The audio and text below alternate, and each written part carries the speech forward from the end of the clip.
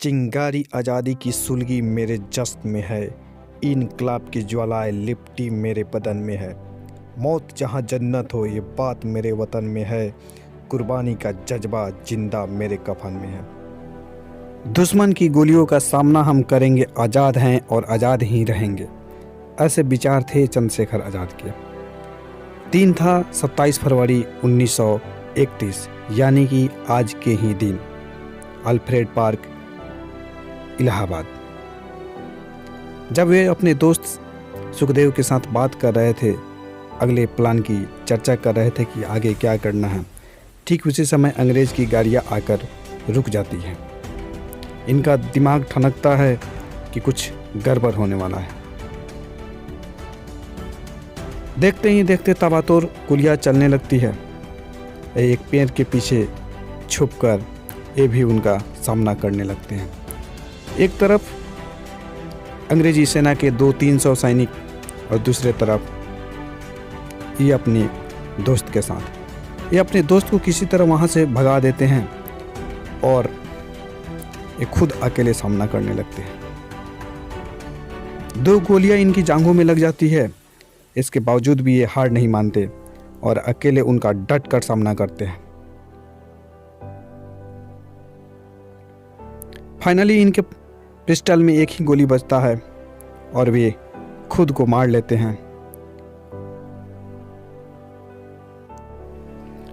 खून से लथपथ इनका शरीर जामुन के पेड़ के पीछे पड़ा रहा, लेकिन इनका इतना खौफ कि अंग्रेज इन्हें छूने से डरते थे।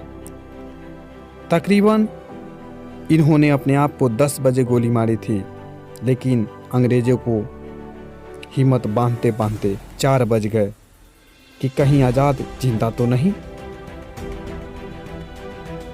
इतना आज़ाद से डरते थे वे लोग। यहाँ बात उनकी बिल्कुल सटीक बैठती है कि दुश्मन की गोलियों का सामना हम करेंगे और आज़ाद थे और आज़ाद ही मरेंगे। क्योंकि इन्होंने कसम खाई थी, इन्होंने प्रण लिया था कि अंग्रेजों के हाथे हम नहीं पकड़े जाएंगे और ना ही उनके द्वारा दी गई दंड इनको स्वीकार था। बात 1921 की है, जब महात्मा गांधी असहयोग आंदोलन चला रहे थे। जगह जगह पर अनेक लोगों द्वारा प्रदर्शन किए जा रहे थे और अंग्रेजों के विरोध में यह प्रदर्शन बनारस में भी हो रहा था। उसमें अलग अलग लोगों के द्वारा प्रदर्शन किया जा रहा था। उसमें 15 साल का एक बच्चा भी शामिल था,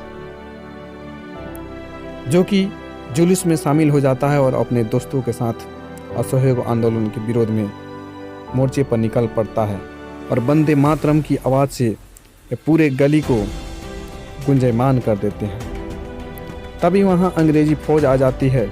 अंग्रेजी फौज को देख उनके सारे दोस्त भाग जाते हैं, लेकिन वे निर्भीक, निडर, साहसी और 15 साल का एक नवयुवक बिल्कुल भी नहीं घबराता है और वे नहीं भागते। अंग्रेजी सैनिक उन्हें पकड़ लेते हैं और 20 दिसंबर 1921 को अदालत में प्रस्तुत करते हैं। जज ने जब इनसे इनका नाम पूछता है कि तुम्हारा नाम क्या है, तो ये आज़ाद बताते हैं। जब इनसे इनकी पिताजी का नाम पूछा जाता है तो ये स्वाधीनता बताते हैं। जब इनका काम पूछा जाता है तो ये भारत की आज़ादी के लिए तप बताते हैं। जज ने इनसे जब पूछा कि तुम्हारा घर कहाँ है, तो इन्होंने जेल बताया। इस पर अंग्रेजी जज को काफ़ी गुस्सा आता है, लेकिन चूंकि इनकी एज बहुत ही कम होता है, जिसके कारण वह कठोर दंड या फांसी नहीं दे सकता था, गुस्से में आकर उसने 15 कोरों की सजा सुनाई। जैसे जैसे इन पर कोरे की वर्षा की जाती है, ये वंदे मातरम की आवाज़ निकालते हैं, भारत माता की जय बोलते हैं, बजाय चीखने, चिल्लाने या रोने की। रात में इनको जेल में भी बंद किया जाता है। ठंडा का दिन था लेकिन इन्हें किसी भी प्रकार के ओढ़ने के लिए कोई भी वस्त्र नहीं दिया जाता है। जज ये सबक सिखाना चाहते थे कि अंग्रेजों से मोल लेना कितना कठिन होता है। लेकिन जब उसके वार्डन ने जाकर निगरानी की तो उन्होंने देखा कि इनका शरीर पसीनों से लथपथ था।